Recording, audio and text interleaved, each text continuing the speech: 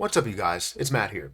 Welcome back to another video. Now, in this one, I want to talk about a project that I've mentioned a couple of times. I've gained quite a bit realized on my channel, as well as gaining a decent amount realized gains. So I want to talk about Vitalik Smart Gas and the concepts that I love about it, right? I'm a big fan of deflationary projects. We all know that when it comes to CRO, it comes to BNB, it comes to Shiba Inu, it comes to Terra Luna Classic, which honestly isn't fully like deflationary by nature, but right now it's more deflationary as we have the minting on pause.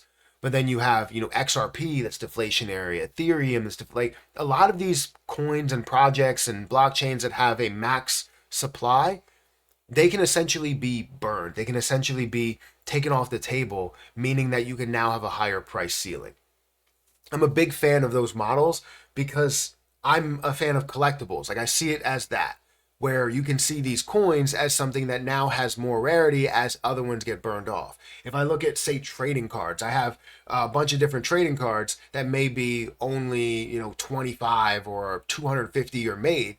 And if you have that, then that means that it's very, very valuable. Now, if some of those 25 get destroyed, now your cards that you have are even more valuable, right? That's kind of the way that I look at it. Except this would come with more of a use case and more transactions that are happening, making it more scarce as it gets used. So I'm a fan of Vitalik Smart Gas. If you haven't heard of it, I talked about it in a few videos. I'm not going to break it down completely within this video, but what I will do is break down the deflationary aspect for you because, again, I am a huge fan of that model, that side of things. So make sure you guys hit the like button, hit the subscribe button, hit the notification bell for more of these videos. Also, make sure you check out some of the links down below. It does help out the channel. And if you guys want to check out the links for Vitalik Smart Gas, I'll have those at the top of the description. Now, one more thing, don't forget about my Margex link. If you guys want to sign up for Margex, feel free to do that. They are a partner with the channel, and I do get a little bit of a kickback if you sign up with them with that link. So feel free to do that, support the channel in a big way, and let's go ahead and dive into this. Now, again, if you're not familiar with Vitalik Smart Gas, it's a project that I've talked about before. It currently sits at a $16.4 million market cap. You're looking at $1.1 million, $1.2 million worth of volume, a 7% volume to market cap ratio, which is not bad when it comes to popularity. It was a lot higher previous to today, and when you saw the large movement that it had. But that's only a glimpse of what's to come with Vitalik Smart Gas. When you look at the total supply, you have 10 billion coins of the total supply, which is on the lower side, and it gets even better because that is the max supply. And I don't think that's reported correctly because the circulating supply should be somewhere around what the total supply says, which is 7.5 billion, meaning that you had about 2.5 billion that has been burned off total. Now, if you go into the contract, you're going to see more that has been burned off. You go into the holders, you have 1,346 holders. You look at the holders that are there, and the top, one of the top holders is the dead wallet at 2.8 billion, meaning that you should have less than 7.2 billion that is out there.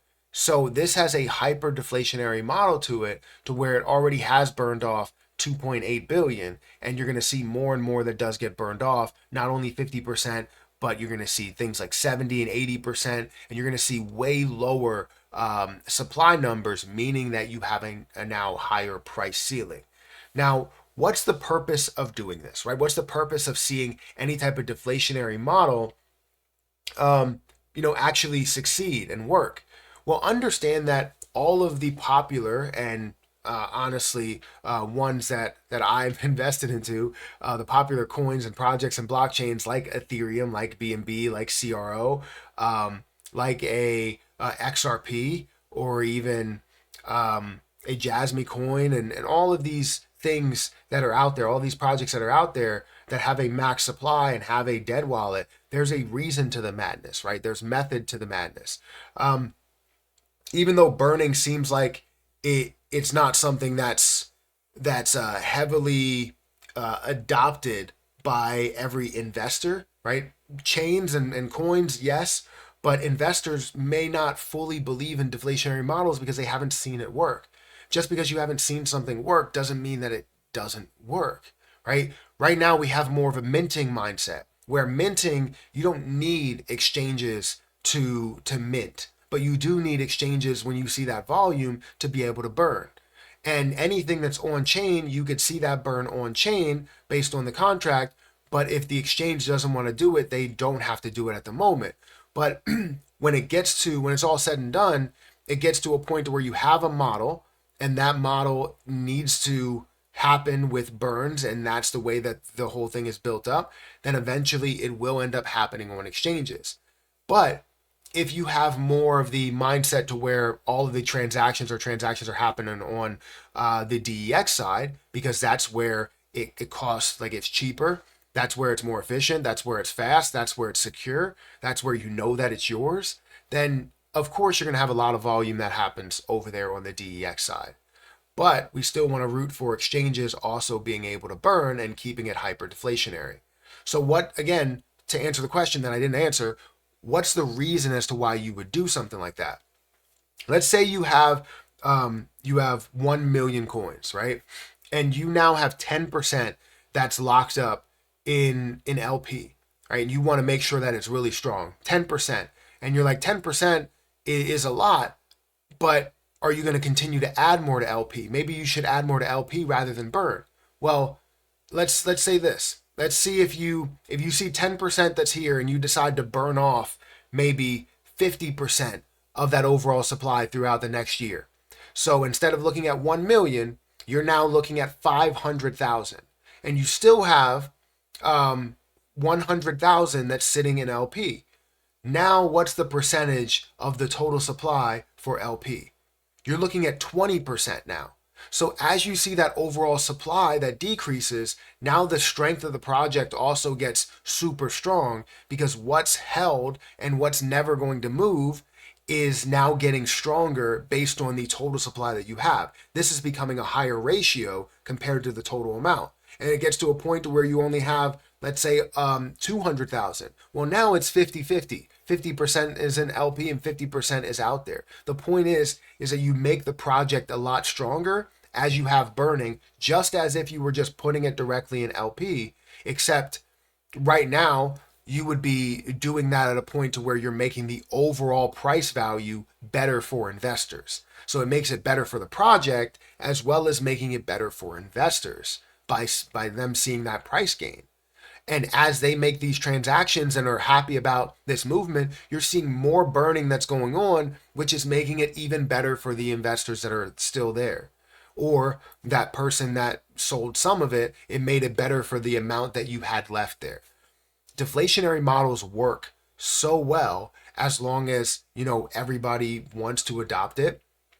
And if you get to the point, and when we get to the point where exchanges really want to adopt this model, because things like Ethereum, which is obviously going to be $1 trillion market cap, it's at hundreds of billions now. You look at BNB that has its own deflationary model based on them burning quarterly rather than transaction based. But then you have XRP that does it by transactions, but that's mainly on their chains. So that's the way that you see that. But then you also have other projects like Shiba Inu outside burning that's happening, Terra Luna Classic burning on chain that's happening. So you see all these models, and eventually they will be adopted on these exchanges, and you're going to see the deflationary model become huge. And then everybody's going to say, "I told you so. I knew it was the next big thing." No, Vitalik Smart Gas knew it was the next big thing. I knew it was the next big thing. But there's a lot of people that don't think that it's the next big thing, and I think once you start understanding this, that it's going to combine the mindset of a collectible as well as the capability and the transactions and the use of a currency.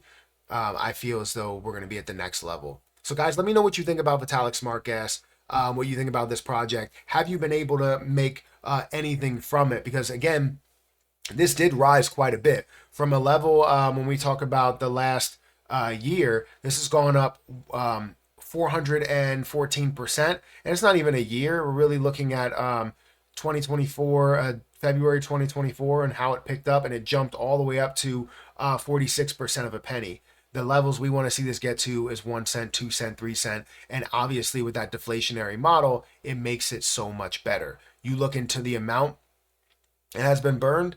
Again, 2.8 billion has been burned. 2.8 billion has been burned. We're looking at 28% of the supply that's already gone, already released from the supply. And you have less than 2.7 billion that's there. And you're going to see more and more of those actions that are happening based on standard transactions, not just a simple like we're burning as a project. More of like the transactions that are happening are going back to buybacks and burns. But guys, let me know what you think about this. Hit that like button, hit the subscribe button. I'm going to get out of here, and I'll catch you guys in the next one. See ya.